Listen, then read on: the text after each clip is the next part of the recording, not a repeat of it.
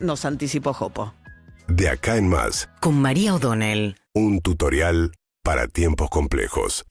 Bueno, hoy el foco seguramente en un ratito va a girar hacia los tribunales. En unos días de pocas noticias va a quedar detenido Julio De Vido, el exministro de Planificación de Cristina Fernández de Kirchner, porque tiene una condena firme, dado que la Corte rechazó el último de los planteos de sus abogados, vinculado a lo que fue la tragedia de Once, también con el tren Sarmiento, allá por el año 2012, que causó la muerte de 51 personas que iban en los vagones delanteros de ese tren que no pudo frenar cuando llegó a la estación de Once.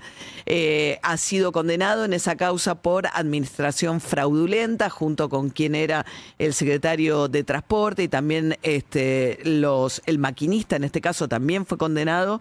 Y va a pedir Julio De Vido, según anticiparon sus abogados también, prisión domiciliaria. Pero eso recién lo va a considerar una vez que lo detengan. Seguramente lo van a llevar a Ezeiza, se presenta a 8:30 de la mañana en tribunales, lo detienen, va a Ezeiza y ahí inician el trámite para ver si le conceden o no la prisión domiciliaria a Julio De Vido, que en principio dice que cumple con los requisitos, pues tiene más de 70 años y algún problema de salud que alega también.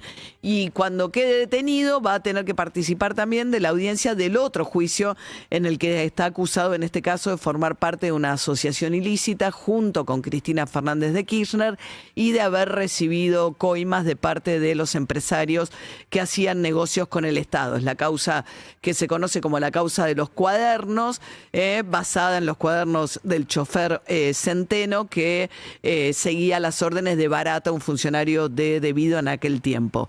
Cristina Fernández de Kirchner va a estar nuevamente también entre las personas que se van a tener que conectar a un Zoom esta mañana en lo que es la segunda audiencia a la causa de los cuadernos, que está además acusados una treintena de empresarios, algunos de los más importantes de la Argentina, que en su momento habían admitido que efectivamente entregaban plata a modo de coima a los funcionarios del Ministerio de Planificación de Julio De Vido. Y hay quienes dicen también que esa plata la juntaba el secretario privado de Néstor Kirchner, Daniel Muñoz, ya fallecido, un hombre que muere dejando una fortuna multimillonaria, que era, según se investiga en esa misma causa, quien eventualmente llevaba el dinero a Olivos.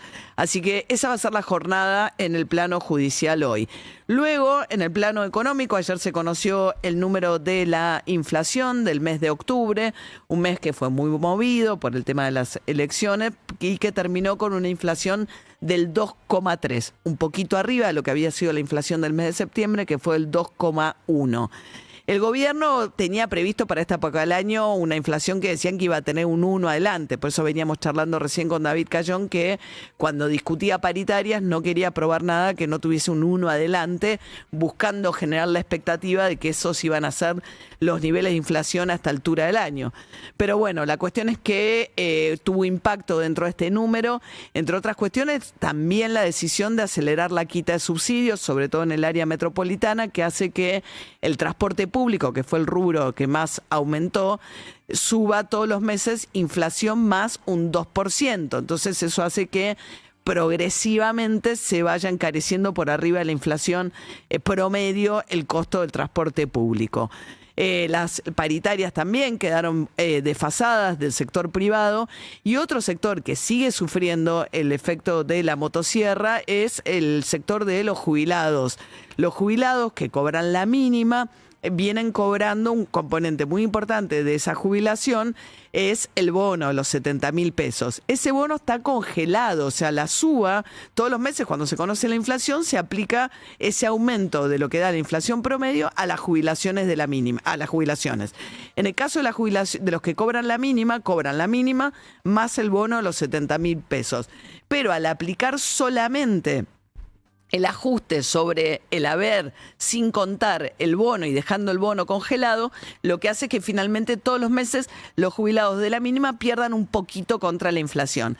La Nación calculó qué es lo que pasó a lo largo del año con esa situación y bueno, han acumulado una pérdida adicional del 4% los jubilados de la mínima, que perdieron un 3 y pico cuando se hizo el empalme. ¿Se acuerdan de la fórmula que venía del gobierno de Alberto Fernández, que ajustaba cada 3 meses a la fórmula de Milei? Milei, con lo cual los jubilados de la mínima vienen siendo parte muy importante del ajuste fiscal que aplica y la motosierra sobre el sector público.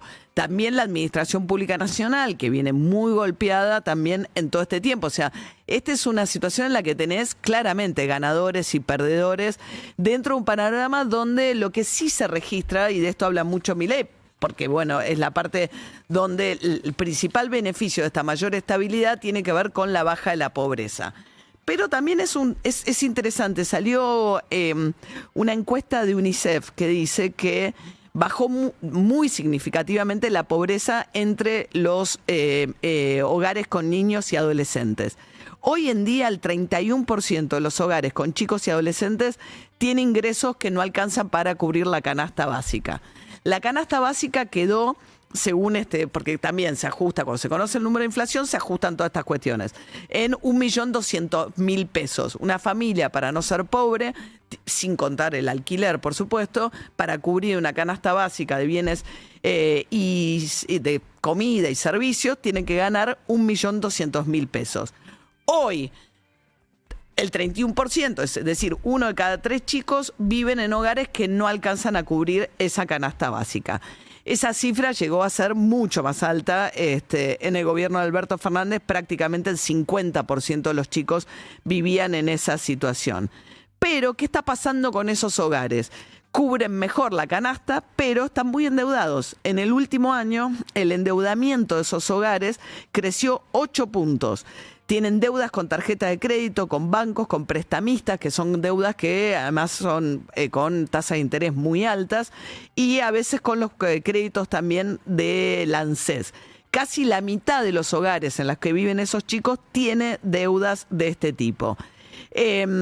Después, el consumo de alimentos muestra una recuperación, eso sí, porque claro, la estabilidad de la inflación en el rubro alimentos hace que mejore ese rubro. Lo que está pasando con estos hogares es parecido a lo que viene pasando también con los hogares del sector medio, que leíamos ayer la cifra del INDEC, que mostraba cómo, por ejemplo, hay desahorro, ¿no?, en esos hogares que a lo largo de los últimos 6 meses muchos gastaron ahorros para poder llegar a fin de mes. Con lo cual, tenés un escenario en el cual la inflación, a pesar de el último mes, ya en las últimas semanas después de las elecciones, el dólar se calmó. Pero bueno, en un escenario de mucha incertidumbre, como fue el mes de octubre con las elecciones, tuviste una inflación que está en el 2,3, que no es el 1 que había prometido Milei para esta época del año, pero bueno, cuando termine el año vas a estar seguramente en una inflación cercana al 30%, con un sector privado que ahora sí está empezando a quedar rezagado respecto de la inflación en términos del poder adquisitivo. El sector público, que sigue siendo el gran castigado, sobre todo la Administración Pública Nacional, las Fuerzas Armadas, el sector universitario que está de paro. Está cumpliendo una jornada las universidades nacionales de 72 horas ahora mismo, y los jubilados, con esta técnica que tiene el gobierno de aplicar el incremento mes a mes solamente sobre el haber mínimo, dejar congelado el tema del bono, bueno, lo que provoca también es este tema, que de a poquito los jubilados de la mínima todos los meses pierden un poquito más contra la inflación. No tengo tiempo.